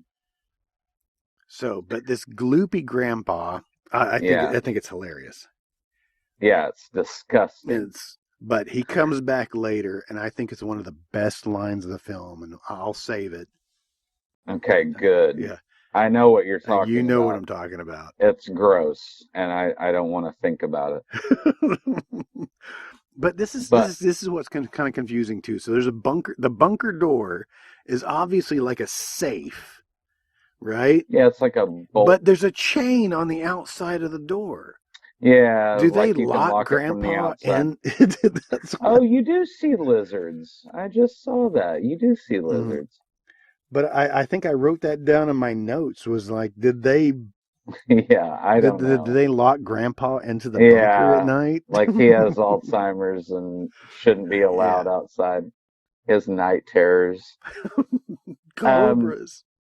You're right about the. I love the porn that they're watching. It's so nondescript. Like it's just a bunch of writhing like limbs. Mm-hmm. And you can't even really tell. It's not like there's any. I don't even see. You don't even see a boob or like bush or anything. It's just a bunch of like arms and legs. Mm-hmm. It looks like Eric Bogosian was there. Yeah, I saw Fro. I didn't want to. I'm glad you brought it up, but I didn't want to say that. I was like, yeah, I saw Fro in there. At least, porn stars nowadays have decent haircuts and manscape and womanscape. Yeah, I know. What's this girl's name again? Randy Brooks. Randy Cherry. Brooks. Man, I love her. And Spiro is taken back. He's like, "Oh, this is fantastic. This is magnificent. I love your house. Oh, everything that I want to be. My juices are full to boiling over the pot right now. My oils are essential right now. And I'm smelling them through my suit. I make a lovely margarita. It's a Italian margarita. I have a salad in the car. I'll bring it in later. We're not being offensive, are we? Maybe. Mary Warnov, the horniness of, I think one of the main takeaways from this movie are the horniness of Mary Warnov and Garrett Graham. Oh yeah. They're like sexual predators. Oh, he is so selling it. Mary Warnoff and Spiro go to make drinks, and Randy Brooks and Garrett Graham are by the pool, and he's trying to coax her in. She has no problem with whipping off her dress, and she has a bikini underneath, and he is just fixated on staring at her tits. Yeah. Nothing else exists. He's talking to her tits. Yes. I have it frozen on a picture of Mary Warnov with her eyes wide open. Mm-hmm. And she is, I don't know how to describe Mary Warnov. She's pretty. I think she just makes some very strange facial expressions. I think she has a very expressive, she can make her face do a lot of things. That could have been a choice for this film as well. They were just like, all right, I need you to be as expressive as possible. Just they're into these characters. Yeah. If you see how, like you said, predatorial that Garrett Graham looks when he's looking at Randy Brooks, is just she gets in the pool and he's like, I'm gonna go get ready. And he walks away, and what does he say? He says something like, wow, what a bikini. He doesn't talk about her body, but he talks about her bikini, right? He doesn't understand how. No, they're socially awkward. He's obviously a virgin. Oh, you know what? That is interesting that maybe this is their first time to try this. Mm-hmm. Mary Warnoff says that. As that something they're not very good at it. There was one other time. Right. Okay. Well, that makes a lot more sense. But they're both so weird. Oh. I paused it right on the scene where he's walking out saying, what a bikini. Right? And Randy Brooks is in the background in the pool, but he looks like he's having a seizure. His Yeah, teeth are he's like, clenched. He's hey, hey, hey, wide-eyed. hey. Yeah, Exactly. he's like a cartoon character. Wow. Yeah, his tongue is just like unfolding and like Mm. eyes bugging out. I had written in my notes, intergalactic swingers, Martians diddling Earth women. Did somebody say that? uh, Maybe when Spiro first showed up. Okay, Mary Warnoff says something here of course you're Greek. It said so in the classifieds. Yeah, Right? right. Yeah, but of course. So they actively were seeking out in the swinger classifieds Yes. and found Spiro and Cherry. Yeah.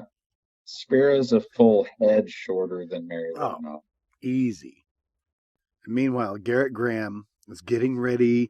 He's just spraying himself down with all sorts of cologne and getting ready. And yet there's still another picture of a bondage chick behind him. Yeah.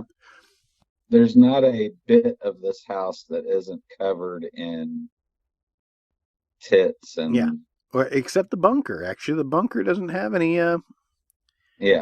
Yeah. Which, so Sherman's just watching, and he's finally listening to the alien for the first time, I believe, right? The alien Uh, pleading, "This is what you have to do. Please, people of Earth, it's not too late." Okay. So now the TV kind of fades in and out, and Medusa comes back on, mm-hmm. and he's just sitting there eating lizard tails. And she says the phone lines are open. So this is a live television show with Medusa. We can call Medusa right now at 850-6604. Of course, Sherman's the only one watching her show. Yeah. So he pleads with her that something's happened to Grandpa, there's a monster, blah, blah, blah. Now here comes the most important shot.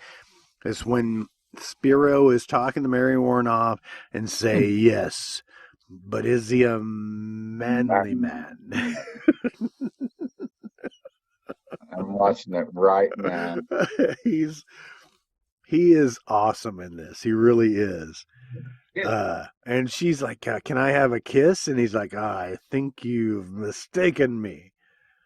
You don't understand. Yeah. Did I say her name was Jennifer Williams?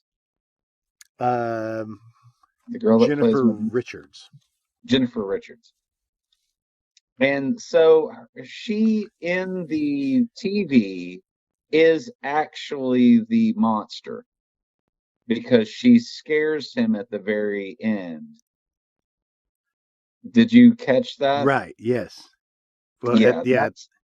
so that little bit of the broadcast that he was watching is just the monster fucking with him Maybe because at the so. very end she scares him and it's a gloopy, fleshy, gross, raw meat.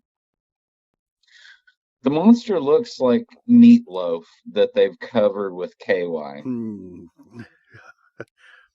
A very manly meatloaf. Manly.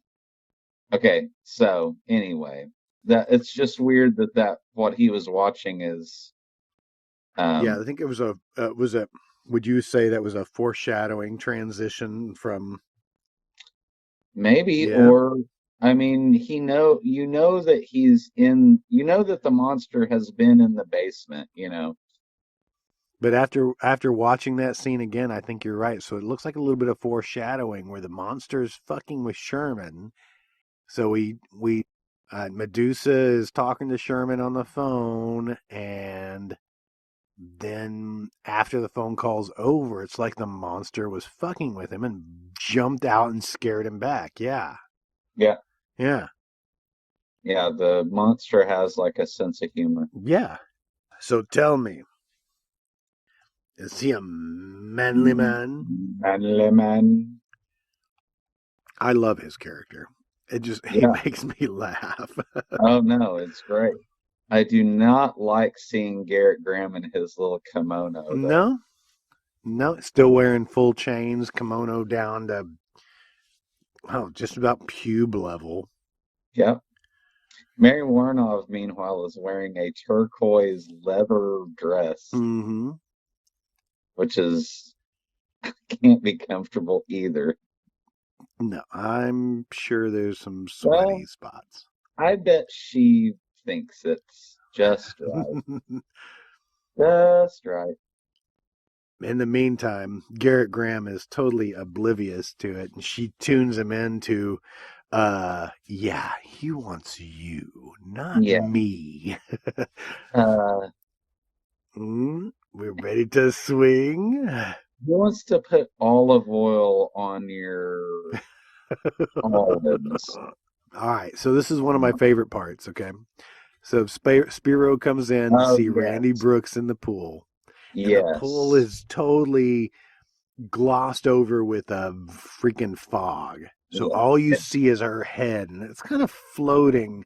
She looks like she's just kind of floating her head around. Yes. And Spiro strips down, and he's got a freaking Speedo on. A Greek Speedo. Yeah, a Greek Speedo. And this water is very warm.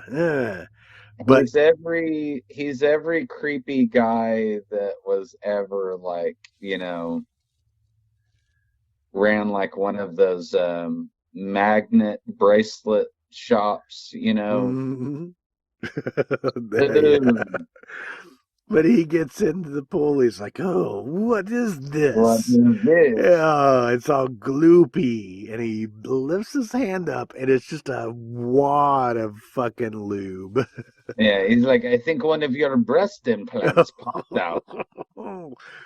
But he actually says, "Is this sex lube?"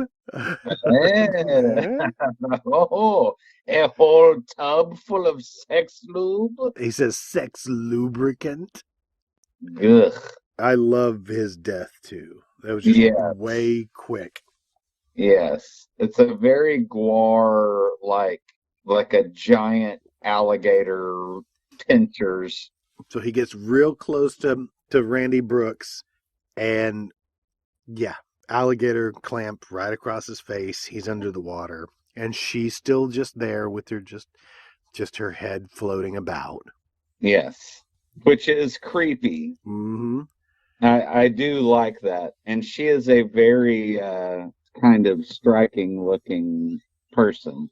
So Garrett Graham and Mary Warnoff come into the pool room now. The fog's kind of lifted, but even they're like, "What did they do to my pool?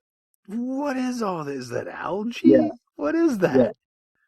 It looks like back in the day when you took biology and had to like take samples and put them in a petri dish and see what would grow out of them. And then what is it that pops out but our monster dog? He barks at him as he comes real close. That's when you get the first real shot of that arm with the eyeball on it. The pincher claw goes into Garrett Graham, and he goes into full-on seizure mode when it grabs him, and just sticking his tongue out and just flopping his head around. It's awesome. I love it. Just overplaying it all. Yeah, he's a real ham. So Sherman's still locked in the bunker. Mm-hmm. So he tries to call the cops, and maybe they blow him off again. Is that it? Oh, okay. Yeah. He starts putting C4 on the door, so he's going to blow the door. So we see an outside shot. I was wondering whose Volkswagen that was, because earlier I didn't get the chance to see the tag, and it says Hot Fox. And I love OD's car. Yeah. I would drive the shit out of OD's car. Well, I just saw it for a second. Is it a Mustang? Maybe, yeah. Like a convertible Mustang? but he's just decked it out with full-on Yeah, goth paint and chains and yeah, there's like skulls and flames on it. Yeah, Diane Franklin and Jonathan Grease are back. from wherever they went. Yeah, I guess they went to a party and then came Mhm. back. He is awesome. And she is just adorable. She looks totally different from her role in like Better Off Dead. Yeah, You know? no, I mean, in Better Off Dead, like I was totally buying that French accent, Yeah. I mean, I think that and then she was only in a couple other movies, and OD steps in Grandpa too. That's what Grandpa was. Kiss the boot, little dude. I love him. Here it is. This is the So scene you when wanted to they're see. when they're in bed, oh my God, this movie gets really gross towards the end. I mean, it's already been gross, but when they go down to that, room, I love the kid. For the last like 30 minutes, he's had a real M16, since Grandpa has died. And he fires a couple of rounds into the pool, Mm-hmm. but the pool looks disgusting. It just looks like jellyfish. Yeah. This movie is unique in its grossness. A good example is when Diane Franklin brings Sherman upstairs and everybody's in bed. There was a quick shot too of setting up the bed shot that just showed the blanket just moving about, and Garrett Graham's head pops out, and he's all gloopy and he's half deformed. And making the weirdest face The ever. weirdest face. I will probably see that in my dreams tonight. Like, that was the weirdest face ever. Garrett Graham is like giving it 130%. You know what I mean? Conservatively.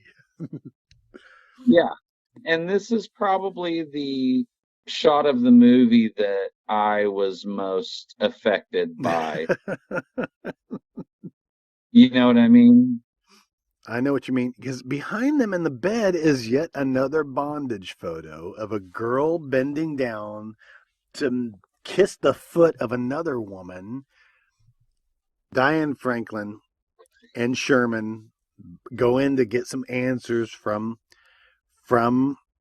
her parents and sees all four of them in bed, which is the monster, but it has all four of their heads. We have Randy Brooks, Garrett Graham, Mary Warnov, and Spiro. Right, and they're all just kind of moving the blankets around with their hand. It's pretty obvious, but he's supposed to be the beast underneath, and right. Yeah. But it's the craziest exchange, and they start to close the door, and they ask about Grandpa, and Grandpa's Mhm. head pops up in Yeah. between everybody, and I love Nobody, it. I love it. It's nobody needed to hilarious. see that. Yeah. But Mary Warnoff says something like, "Remember, kids, you do your thing, we'll do ours." Yeah. It's just the worst. Yeah. Just a super gross late 70s. Oh, that's it. That's totally gross. It is totally gross. And everybody is covered in gloop. Okay. So here's something. The monster emerges from whatever weird group sex thing that they were in. I don't Mm-hmm. even know that, that part just seems gratuitous now, because then the monster just shows up one scene later with Jonathan Yeah. Grease and Diane Franklin and the kid. Oh my God, I had such a crush on her. So bullets aren't harming this thing, obviously. Yeah, and that's when we really get to see when it starts creeping up on Jonathan Grise. You get to see how big this monster really is, and what yeah, it is. The crab claw, the arm with the eye on it. yeah, and when it screams, it seems like wind comes out of it when it like blows everybody's hair back. Yeah, that was just it. I didn't know if that was a good effect or not. It was kind of strange, especially when we were trying to eat food later. But it's the freaking leather bound spiky bracelet on Jonathan Gry's arms that sends the monster into remembering how his master was when he was a younger pup. Yeah, So sure. he's kind of docile now. So they're like, oh. Yeah. So they decide to hang out with it. Yeah, he acts like a little doggy or something, but he's just a huge Gloopy creature. gloopy creature. So what do kids like to do with big gloopy creatures? Well, let's give him some candy. Yeah, And what is it that Jonathan Gries tries to give him? Tries to give him. It looks like a Vienna sausage, right? he has like Are they candy a cigars? he has like a wiener in his pocket Yeah. that he just gives the monster. But he has a box. He's holding a box in the other hand that I couldn't tell what it was. And that's what the creature like sucks up, Yeah. but he offers him a loose wiener from his pocket. Exactly. I don't know. I don't know. I don't know how to describe that. And so they pull out obviously everything out of the cabinet, talking about food. It's good for you. She's eating a donut. It's good Yeah. for you. Hmm. No, that's not. All sorts of junk food. Because what else are you going to feed a monster that just came through the TV? A Hungry Man dinner. Yeah. And then they decide to give him some music. Is that right? Yeah, kind Let's of. put on some music. Yeah, this is music. It's almost as important as food. Right. Yeah, I like the montage of them teaching him all these things. He barfed on the kid's face. And Jonathan Grise pulls out a cassette tape because that was in his other pocket. He had loose wieners in the other pocket, right? Yeah. And Yeah. and then demo tapes in Yeah. his left pocket. Yeah, his like punk vest.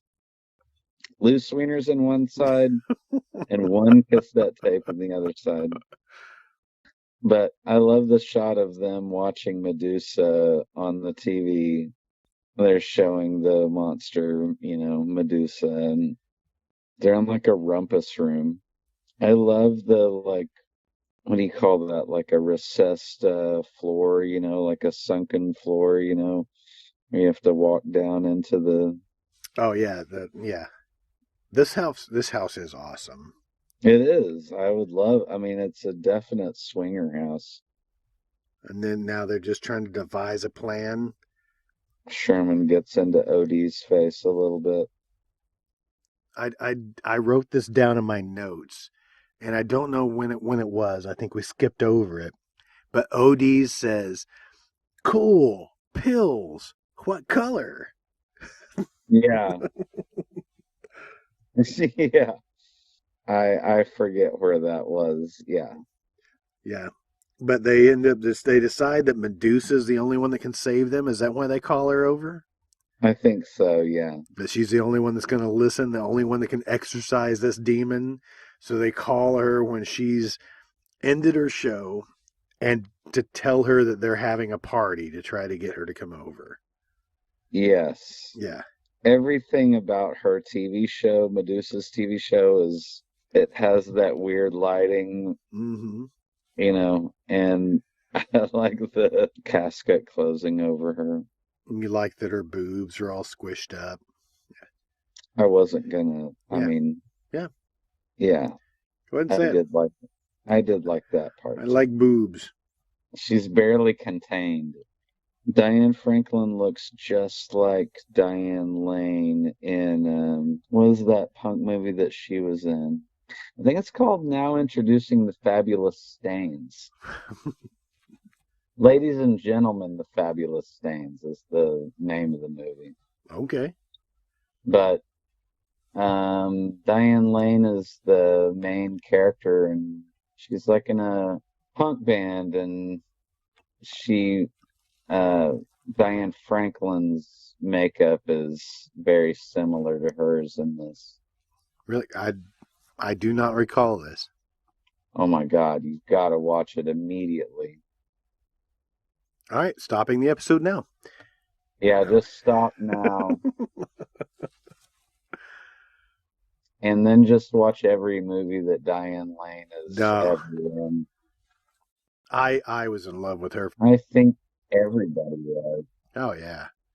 So the police finally show up because I guess they wanted Sherman for calling in false reports or something like that. Yeah, maybe. Yeah, and so Jonathan Grise and Sherman are watching TV and they see the alien, Pluthon. Yeah. Yes. So the police officer comes in only to be the next victim, or did Jonathan Grise get it before then? Let's see. I think Jonathan Grise gets it first. Yeah, maybe. Yes, he does, because he was kind of making friends with it. Yep. And then he started yelling at it. And it spit out yet another. Oh, this was cool. Yeah, it was cool. Like sucked his face off. Yeah, but it was like another part that came out of his mouth. And it was an elongated, it was another face that had another mouth. Yeah, like the tongue a little bit, but it had a mouth that bit his face off. With eyes. Yeah. And another mouth. Mouth that came out of his mouth. Yeah, and it looked like a ton of like Pert Plus came out when he bit his face. Or like Gain detergent. Right. So OD is dead. At the same time, cop bursts in the front door. Sherman throws a grenade. Yeah, Sherman throws a grenade and falls back to the bunker, I think. Mm-hmm. In the meantime, the cop turns around, the smoke starts to clear, and there's the monster, and it grabs his hand that's shooting the gun with its tongue. Yes. And does like, this is kind of I think this kind of makes me go back to like a RoboCop. Yeah, it's kind of a gloopy. Yeah. Yeah. It's melts also his hand, eats the gun. Yeah. Yep. Just more gloop. Yeah, it's also very it would not surprise me at all to find out that the person that did the special effects for From Beyond, you know, because they're very similar. I just didn't do my research, Dad. Both very gloopy movies. They're in the bunker and Sherman gets it. We have to destroy the TVs. That's how it's getting around. Mm-hmm. He gives Diane Franklin a Tommy gun. Mm-hmm. And she's wearing a tutu. Leather jacket and a tutu. Oh, now she sees what's left of OD, which is just a lot of gloop and some chains and leather spikes. Right. And she has to put her hands in it too. Mm-hmm. She goes back to her parents' bedroom, which is still just laced with bondage pictures. Oh, and yet she wants to pull back the covers on the bed to find more gloop. Yeah. Don't stick your hand in it this time, Dewey. Don't do it. Please. For everyone's sake. At least it's not a waterbed. That painting behind them is really problematic. Yes. All right, so now we go to another shot where you got the monster is in the pool. Yes. He's in the pool. He's watching. What movie is he watching? some just alien adventure. Aliens are destroying Washington, D.C., and the monster is just enjoying the shit out of it. Right. I think that's isn't that the day the Earth stood still? Maybe so. It's one of those old ones. Hmm. Maybe not. I could be completely wrong. Yeah, he is like chilling out in that swimming pool. Mm-hmm. And we forgot the setup from earlier, and more foreshadowing when they said, "Yeah, don't get the controls for the satellite dish. Don't get that wet." Right. Right. There is when they are going through that whatever little room before they reach the pool room, there is a statue with a huge dong in the background. Oh, I see. Oh, it's a little statue on the shelf. A little statue on the shelf that looks like a little Buddha, maybe, with a huge dong. Yes, Yeah. that's what I was talking about. Yep. No nudity in the film, but nudity in art Yeah.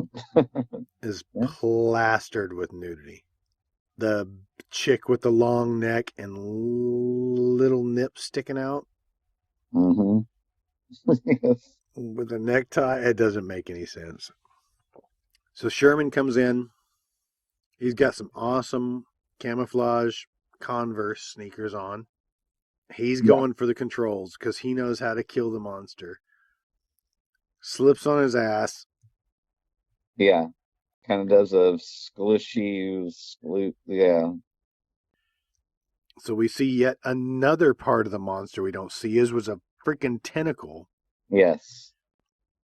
Which that's pretty cool when it wraps around his Yeah, leg. it wraps around his leg, starts pulling him in, and he pulls out his freaking Rambo knife.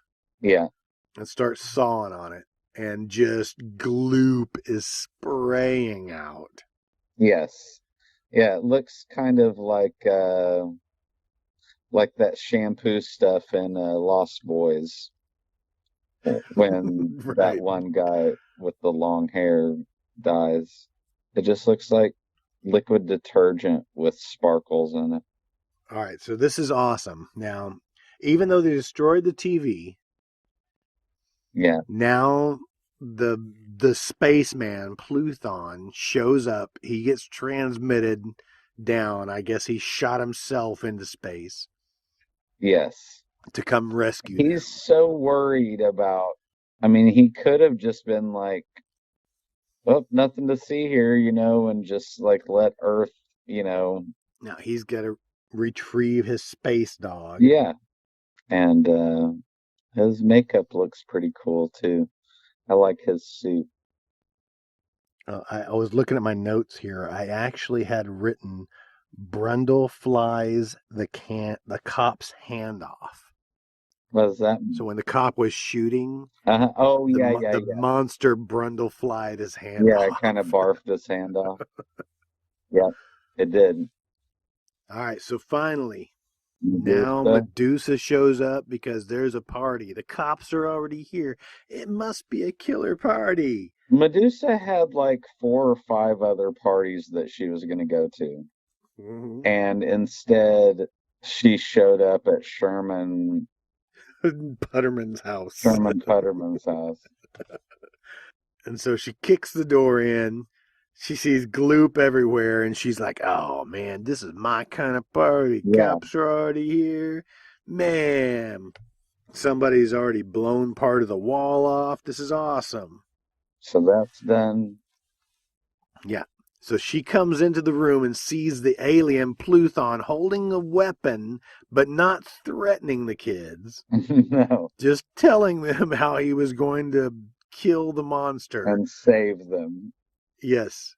And she comes in and bashes him on the head. Yeah. What does she bash him on the head with? I don't know. It's a bowling trophy? Yeah, something. She picks something up right when she walks in. Or was it her purse? I don't know. I didn't see what it was. But she somehow manages to, it kind of looks like one of those popcorn poppers from back in the day. Like Right, if you yeah. took two of those and just like hot glued them together. Or a party ball. Yeah, or like a party ball, or yeah, for later. Yeah, So she bashes him in the head, cracks the visor on his space suit, yeah, and he starts hemorrhaging like immediately. yeah. His head explodes. Explodes into a gray, gloopy mess. Hmm. And she's like, "Well, I saved your ass." She's like, "No, no, Mr. Spaceman, don't die." Yeah, and Yeah, the whole time you're just trying not to look at her giant boobs. yeah. It was hilarious. I loved it. Yeah, pretty good. And then, so yeah, Spaceman dies, and giant dog monster bursts down Yeah. through. Has his "oh yeah" moment, Yeah, his like the Kool-Aid Yep. Kool-Aid man moment, and starts he sees Medusa and he starts wagging his tongue. Yeah, Is that uncalled for? I don't know. Yeah, I guess. I mean, And Sherman can't figure out how to use a spaceman's gun to kill the beast. so Sherman gets sucked into. Just like Carol Ann and Yep. Poltergeist. I was thinking the same thing, except way stupider. I don't know. Diane Franklin's holding on to Medusa's snakes, trying not to get sucked in. I saw that. I like that a lot. So it just ends. Yep. Just ends. Sherman's sucked into his mouth, fade to black. Next morning at a totally different house, it looks like. Yeah, completely different house. In a completely different country, I think. Mm-hmm. Not even where they parked before. No. Is Medusa's assistant asleep in the car? Mm-hmm. Yeah. And she is part of the monster and tells him to get to the studio. She has been glooped up. Totally glooped. Everything in this movie has had a gloop roller rolled all over it.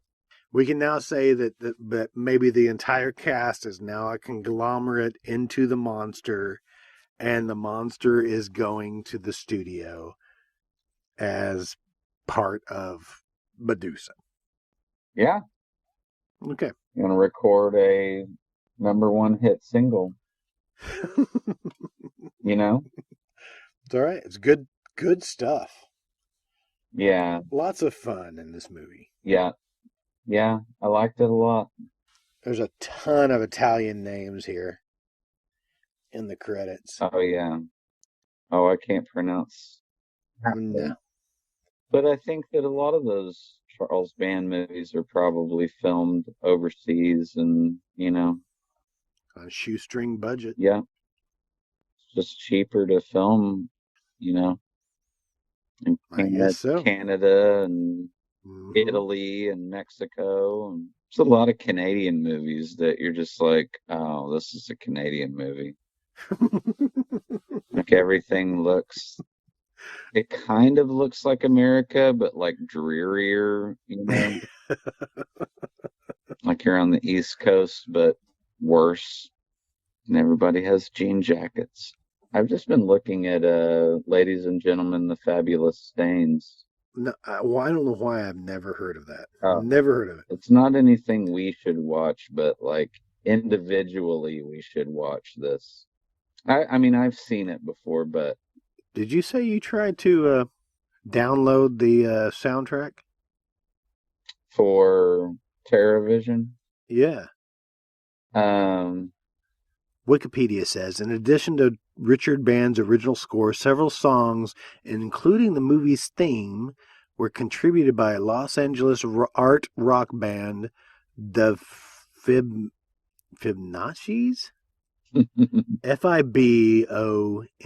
Fibonaccis. You tell me what that says. Fibonaccis. I don't know. I don't know. It sounds odd. John Carl Buechler. Yeah. And just his name went by. I'm watching the credits now, and For the special effects, yeah. yes, Creature effects. yes. So might need to put a pin in that and look him up and see, because I have a feeling that he did the special effects for From Beyond, which is one of my favorite movies, and maybe even Reanimator, since this predated that, like Fibonacci's. Yeah. It says TerrorVision was hoped to bring more attention to the group, but the movie and ultimately the soundtrack failed. I beg to differ. I mean, it's stuck in my head for days at a time. I'd like to hear like a remix of it, like kind of a, Well, we can make that happen. Just take that sample, and because it's very like kind of B-52s a little bit. So they had 4 songs in the film. So TerrorVision, Friends of a Crime, Sack of Sweet. I don't know what that means. Advice to a Mutant, and He Can't Stop Laughing. Okay. It doesn't tell me how to pronounce the name of the group. It was an American art rock band formed in 1981 in Los Angeles. The band consisted of songwriters John Dentino, who was on keyboards, Rod Stringer, Maggie Song on vocals, and John Berardi on drums. And later Tom Corey on bass. Yeah. That's something to think about for sure. All right, then. Good stuff. Yeah, I like that movie a lot. You want to sing the song? No. Go ahead. I can't play the song. Can you sing it? No, we'll splice it in. We'll interject it. We'll inject it in there. Do you have anything else to add from this? No. Gloopy. It was just really gloopy. In my notes, I think I have written here, Monster Sneezes on Sherman. Yeah, that was great. Is a missed opportunity for extra grossness. Oh, no, it was plenty gross. It says, I put only guac. Yeah.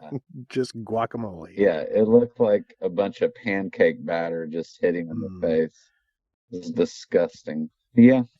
I love that movie. I have a place in my heart for it. As we all should. I've seen it a lot. Just I don't know why, I think it was just at our local video store, and I just watched it a lot. All right. You have anything else to add? No. Nope. All right, just good times. Yeah. All right. Well, sounding off then. One more in the bag. Yeah. That bag, we're going to have to get a new bag. Daddy needs a brand new bag. Yeah. I love that old song, Daddy needs a brand new bag. All right, then. I guess we're out. Okay, bye-bye then. Manners?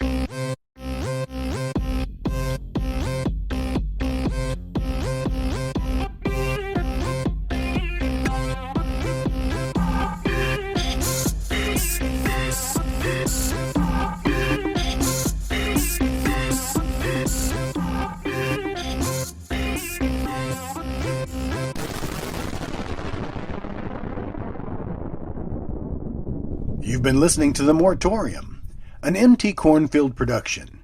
For more fun and stupidity, stay tuned. If you're interested in watching TerrorVision, then turn off this damn podcast and do so already. It's streaming for free on YouTube, so there's nothing stopping you. If you have any movie suggestions or just want to tell us how we really suck, you can contact us at moviemoratorium@gmail.com. Thank you for listening, and long live VHS. Oh.